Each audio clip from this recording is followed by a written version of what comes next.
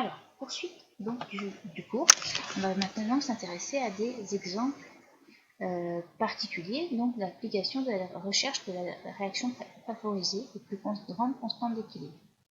Donc là, comme je le disais précédemment, vous allez positionner sur une échelle graduée en pKa les différents couples en présence. Alors on commence toujours par les couples de l'eau qui sont toujours présents, donc H3O+ dans le pKa, H3O+ H2O dont le pKa est égal à 0. Nous positionnons également le couple H2O OH- dont le pKa égale à 14, à 25 degrés bien évidemment. Et là nous voyons qu'apparaît également NH4+, dont le pKa, qui est la cible du couple NH4+, NH3, dont le pKa est 9,2. Donc NH4+, 9,2 et NH3. Et maintenant, on va entourer les espèces qui sont présentes. Donc on nous a dit OH- présent, NH4+ est présente, et également H2O. Mais elle sera toujours présente, de toute façon nous sommes en solution aqueuse. Et on va essayer de déterminer donc la réaction de constante d'équilibre la plus élevée. Et bien là, c'est très facile. Grâce à la règle du gamma, on prend l'acide appartenant au pKa, au couple de plus faible pKa, et avec la base qui appartient au couple dont le pKa est le plus élevé. Et donc on obtient la réaction qui sera NH4+ plus OH- égale donc NH3 plus H2O. À l'expression de la constante, c'est très, là on peut l'écrire. Hein. Donc l'expression de la constante, eh bien c'est NH3, la concentration en NH3 divisée par la concentration en OH- multipliée par la concentration. Alors je vais peut-être pas l'écrire comme ça. Je vais plutôt l'écrire. Hop, la concentration en NH4+, multipliée par la concentration en OH-. Voilà.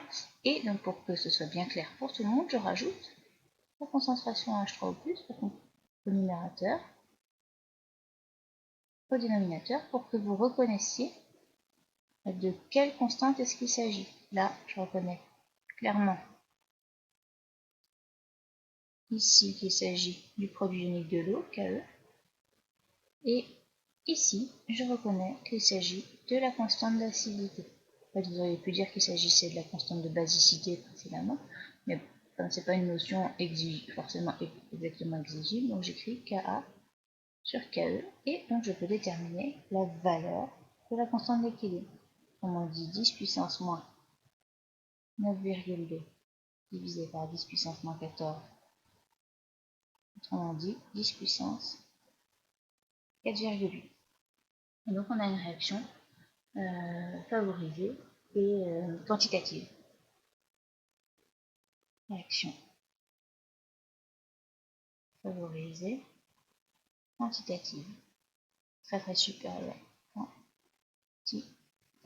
Donc ça veut dire que vous pourrez la traiter comme vous le faisiez avec le tableau, donc là très très supérieur à 1 10 puissance 4.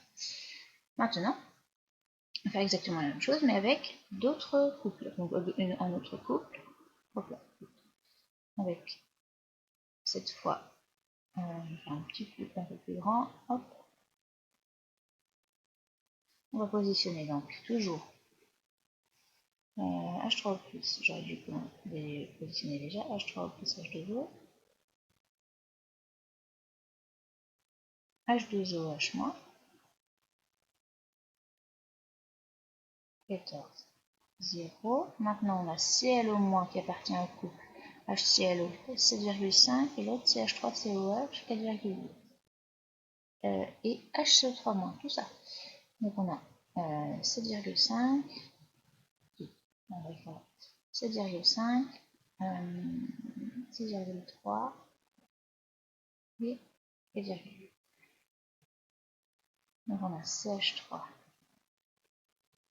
COH, L'acide éthanoïque, l'acide éthanoïque ion éthanoate, CO-, 6,3, donc c'est le dioxyde de carbone en solution aqueuse, H2SO2, H2CO3 et HCO3-. De l'ion hydrogénocarbonate. Et nous avons également HClO et ClO-, donc ce sont des espèces qui interviennent dans la formation des ions hypochlorites dans la formation de l'eau oxygénée. Donc on verra ça dans l'exercice plus tard. Donc là maintenant j'entoure les espèces qui interviennent. Donc on a dit ClO-, on a H2O bien entendu, on a également donc CH3COH, on a également HCO3, voilà, et H2O. Hop. Et donc je prends l'acide, je relève l'acide le plus fort, celui qui appartient au couple moléculaire le plus faible, la base la plus forte, en présence, bien sûr, et j'effectue le gamma de cette façon-là. Et j'obtiens l'équation dont la constante d'équilibre va être la plus élevée.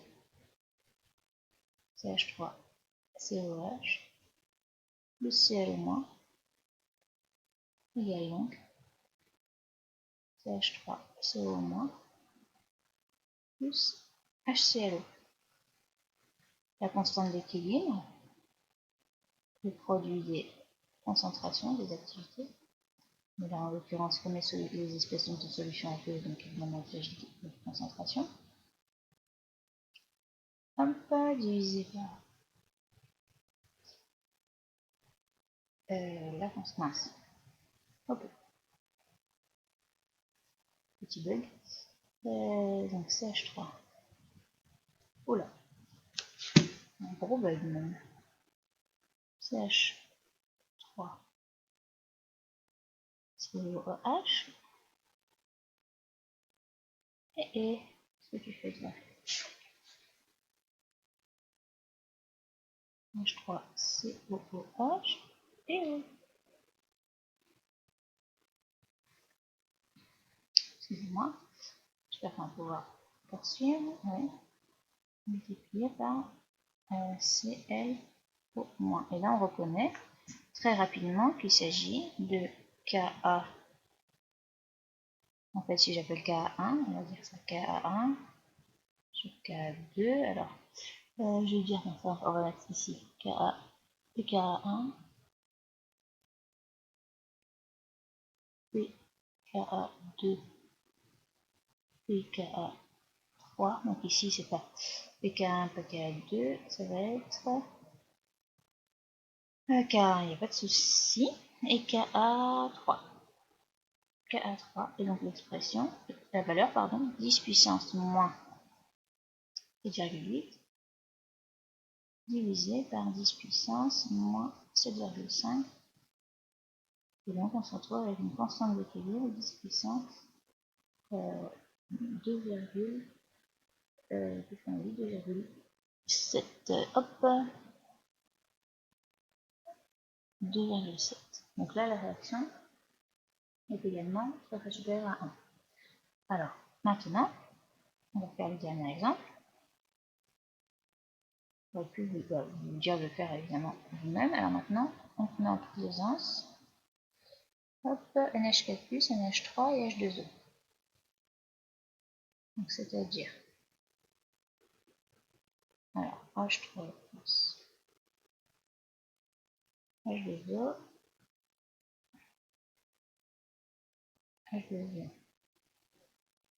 H- et NH4+, NH3. On entoure les espèces présentes. Hop. Et là, on regarde. Alors, il n'est pas présent. Base acide le plus fort. Donc, je l'écris. Là, je n'ai pas écrit à chaque fois, mais bon. Acide le plus fort en présence. Présent.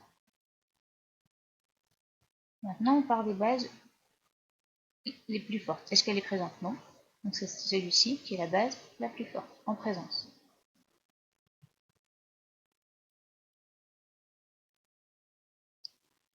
Donc là, il n'y a pas le choix, on obéit. On va donc avoir la réaction suivante qui sera la plus favorisée, la plus de constante d'équilibre la plus grande. Donc ça va être NH4+, plus NH3. Mais qu'est-ce que va donner cette réaction? Eh bien NH3 plus NH4+, autrement dit, une réaction dont la constante d'équilibre est égale à 1. On appelle ceci un équilibre de contrôle. Équilibre de contrôle.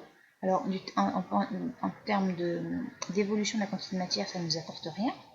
Lorsque vous allez tomber sur ce genre d'équilibre de contrôle, il faudra, entre guillemets, aller plus loin. Donc, c'est ce qu'on fera juste après.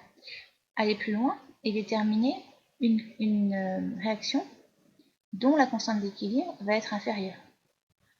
Trouver une autre réaction qui va faire évoluer, trouver une autre réaction